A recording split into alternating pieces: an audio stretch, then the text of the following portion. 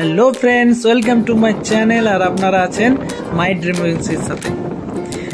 আজকে আমরা বেরিয়ে পড়েছিলাম দীঘা যাওয়ার উদ্দেশ্যে। দেখো, এখন আমরা রয়েছি বাসের মধ্যে। এখান থেকে আমরা যাবো পাঁশকুড়া থেকে ট্রেনে করে যাব দীঘা। দেখো, এখন বাসে করে যাচ্ছি আমরা। ঘাটাল টু পাঁশকুড়া রোডে রয়েছি। এখন দেখো এসে গেছি আমরা পাঁশকুড়া স্টেশনের মধ্যে। কিছুক্ষণ ট্রেনের জন্য অপেক্ষা, কিন্তু ওই দিন অনেক লেটে ট্রেন এসেছিলো, প্রায় 1 ঘন্টা লেটে ট্রেন আসে। লেটে আসা, এই দেখো ট্রেন আমাদের স্টেশনে ঢুকে গেছে। এখন আমরা উঠে পড়বো। আর তোমরা কেমন লাগছে ভিডিওটা অবশ্যই জানিও আমাকে।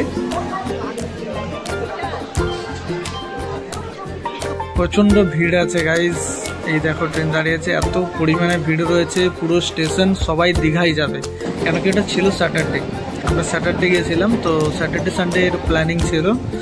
দেখো গাইজ, ট্রেনের মধ্যে পুরো প্যাক আপ একদম, মানে বসার কোনো সিটই নেই, সবাই দাঁড়িয়েই যাচ্ছিল দীঘা পর্যন্ত।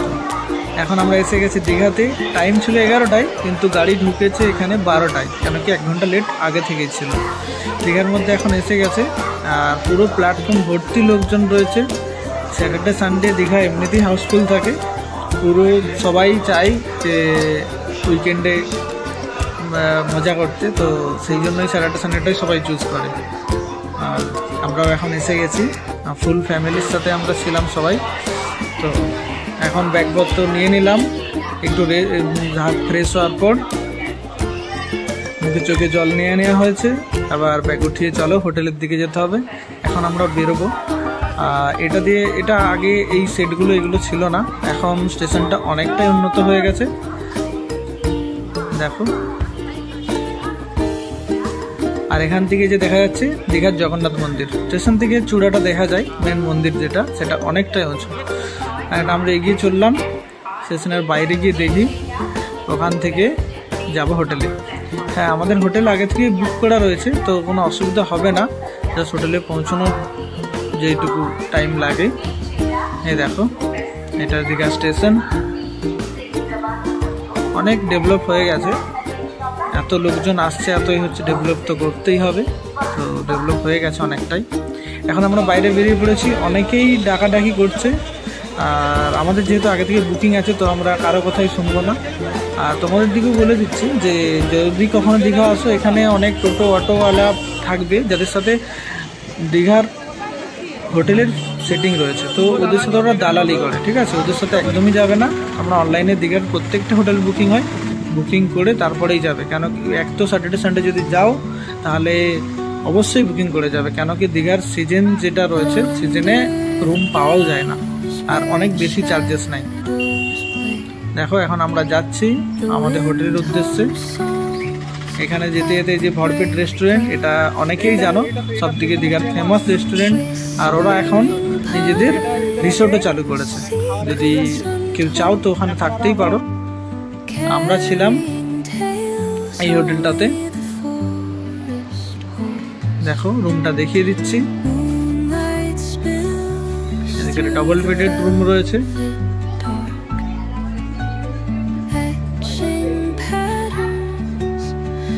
আমরা নর্মালি রুম নিয়েছিলাম, বেশি হাইফাই কোনো কিছু নিইনি। এখন আমরা লাঞ্চ করে নিয়েছি, লাঞ্চটা তোমাদের দেখাতে পারলাম না, হোটেল থেকেই লাঞ্চ করেছি। আর এটা হচ্ছে দীঘার রানীকুটি হোটেল, যেটা একদম সমুদ্রের বিচের সামনে রয়েছে, সব থেকে সামনে। আর এটা যে টোটো স্ট্যান্ড। আর এখন আমরা যাচ্ছি বিচের দিকে, দীঘা বিচে। সেখানে গিয়ে স্নান করবো, তারপর আবার ব্যাক করবো ওখান থেকে হোটেলে। তো দেখে নাও, এই দেখো, এইগুলো সব সি বিচের সামনের হোটেল। আর এই সামনের এই রাস্তাটা দিয়ে এগিয়ে যেতে হয়, তারপরে গিয়ে পড়ে সমুদ্রের বিচ। চলো তাহলে যাওয়া যাক।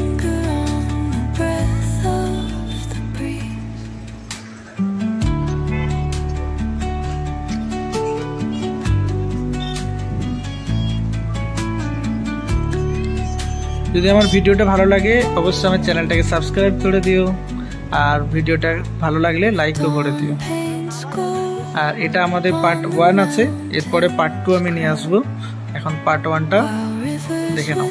এখন আমরা এসে গেছি দীঘা সমুদ্রের কাছাকাছি। দেখো, আজকে প্রচুর পরিমাণেই জল ভর্তিই রয়েছে প্রায়, তো অনেকে নেমেছে তার মধ্যেও, তো নামতে তো হবেই, সমুদ্রে এসেছি যখন জলে তো নামতেই হবে। দেখো সমুদ্রের ঢেউগুলো কত বড় বড় ঢেউ আসছে, চারিদিকে এইগুলো তো রয়েছে, নানা রকম জিনিস কিনতেই পাওয়া যায় ওখানে। এখন আমরা যাব সমুদ্রের দিকে, আর একটু এগোবো।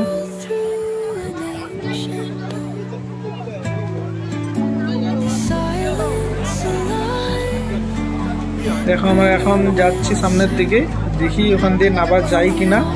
যদি নামা যায় অবশ্যই নামবো, নাহলে কিছুক্ষণ ওয়েট করবো।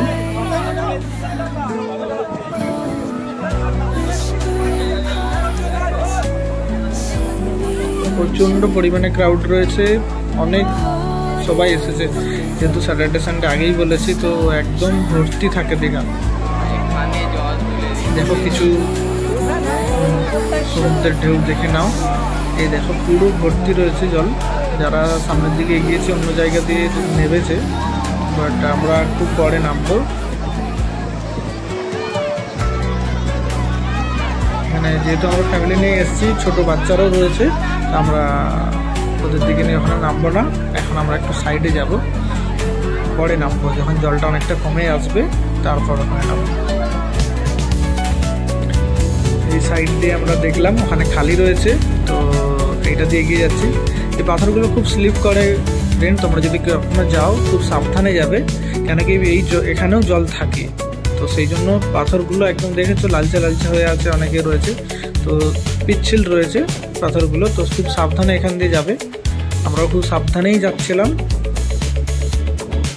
কেন কি পাথরগুলো তো কোনোভাবে সাজানো নেই, এখানে যেমন তেমন ভাবেই রয়েছে, তো ওখান দিয়েই দেখে নেমে যেতে হবে। সবাই গেছে এইভাবেই, আমরাও সেইভাবেই যাচ্ছি।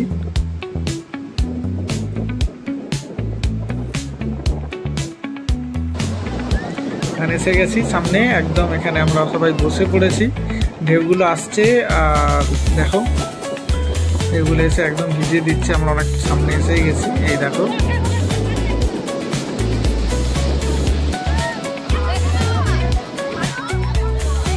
খুব মজা লাগছিল, কেন কি সমুদ্র খুব পছন্দেরই জায়গা, আর আমার তো খুব পছন্দের। তোমাদের কেমন খুব লাগে সমুদ্র, সেটা অবশ্যই কমেন্ট করে জানিও। দেখো কত মজা করছে।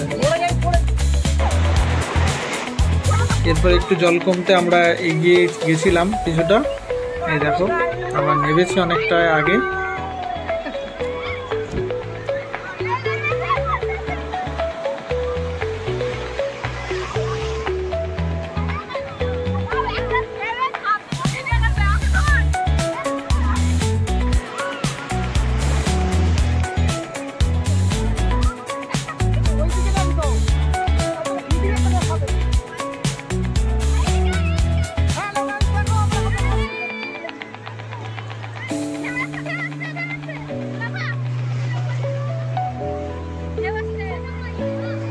আমার কাছে ফোন ছিল, তো আমি বেশি দূরে নামতে পারছিলাম না, পরে ফোনটা রেখে আমি অনেক দূরে গেছিলাম, যেহেতু ফোন রয়েছে তো আমি বেশি দূরে তখন যে গেলাম না, কারণ ফোনটা ভিজে যাবে।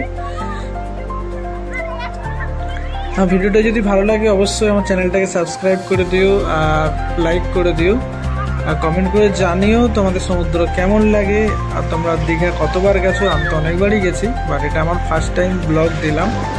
যদি ভালো লাগে অবশ্যই জানিও, আর এটা নেক্সট পার্ট আসছে, নেক্সট পার্টের জন্য আমার চ্যানেলটাকে সাবস্ক্রাইব করে রাখো, নেক্সট পার্টটা খুব শিগগিরই পেয়ে যাবে।